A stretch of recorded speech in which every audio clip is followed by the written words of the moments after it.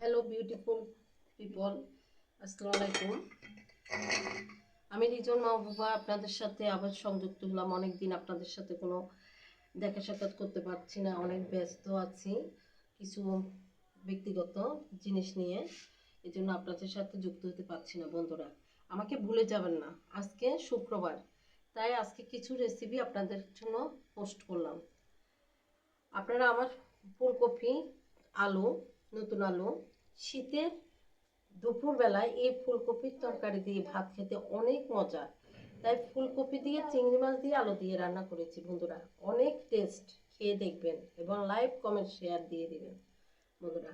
আর চিংড়ি মাছের মালাইকারি, আমার ছোট মেয়ে খুব পছন্দ করে চিংড়ি মাছের মালাইকারি। একটু ওর জন্য চিংড়ি মাছের মালাইকারি তৈরি করলাম বন্ধুরা। কেমন হয়েছে অবশ্যই জানাবেন।